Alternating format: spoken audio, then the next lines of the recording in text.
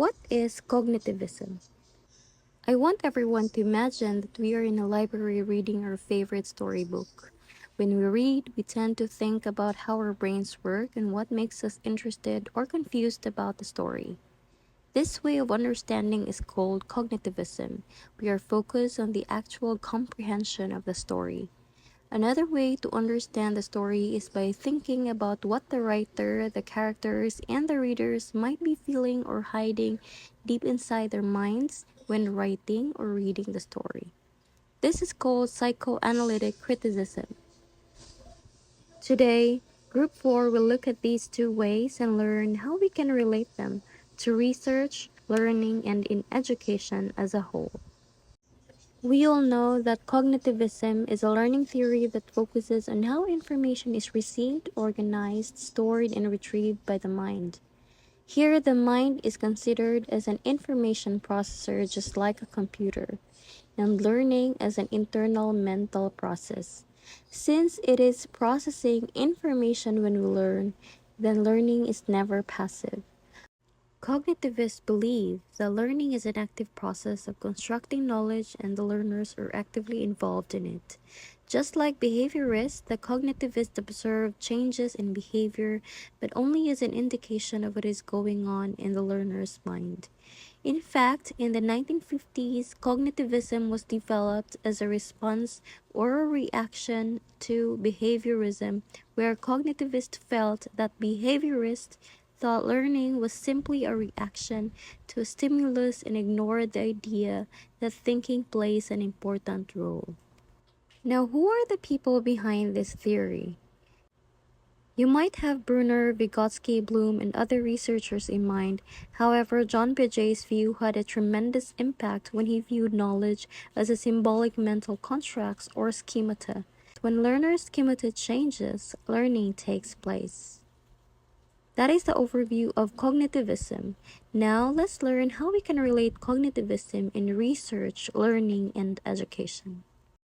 In the context of research undertakings, cognitivists use various methods to study mental processes and their effects on behavior. For example, some cognitivists use experiments to manipulate variables and measure outcomes, such as reaction time, accuracy, or brain activity.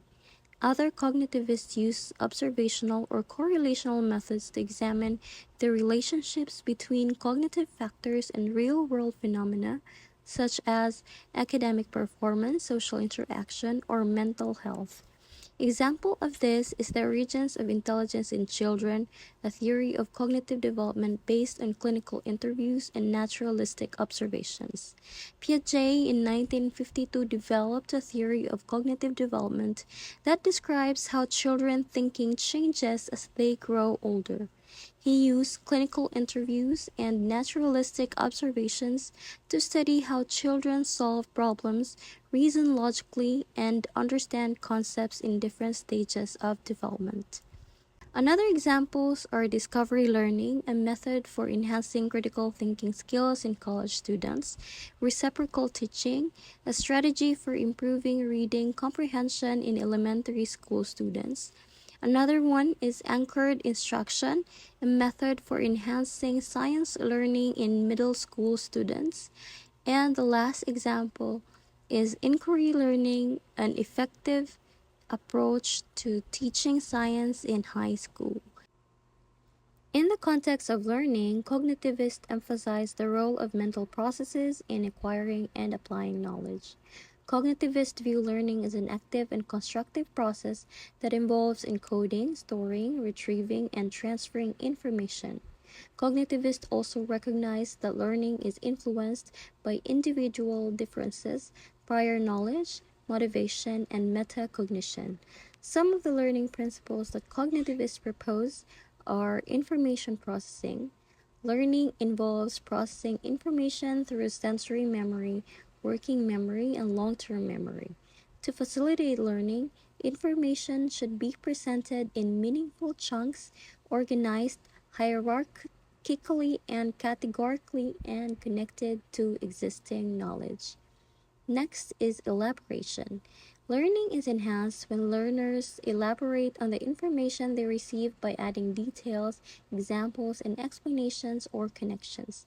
Elaborations help learners to deepen their understanding and retention of the information. The last one is scaffolding. Learning is supported when learners receive guidance or assistance from more knowledgeable others, such as teachers or peers, or from tools such as prompts or feedback. Scaffolding helps learners to overcome difficulties and achieve goals that they could not finish or accomplish on their own. Next, in the context of education, after conducting research, cognitivists apply their theories and findings to design effective instructional strategies and interventions that foster cognitive development and learning outcomes. Cognitivists aim to create learning environments that stimulates learners' curiosity, interest, and engagement, provide clear goals and expectations, offer meaningful and relevant tasks, facilitate active and interactive learning, provide feedback and reinforcement, and promote self regulation and reflection.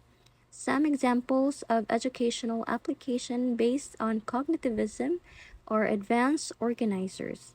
These are introductory materials that provide an overview or framework of the main ideas or concepts that will be learned. Advanced organizers help learners to activate their prior knowledge and prepare them for new information. Next is concept maps. These are graphical presentations that show the relationship among concepts using nodes and links. Concept maps helps learners to organize their knowledge visually and hierarchically. The last one is mnemonics. These are techniques that help learners to remember information by associating it with something more familiar or memorable. Mnemonics can be verbal, such as acronyms, or rhymes, or visual, such as images or diagrams. That is the overview of cognitivism. If you want contents like this, please like and subscribe Grad Diary. Heart, heart!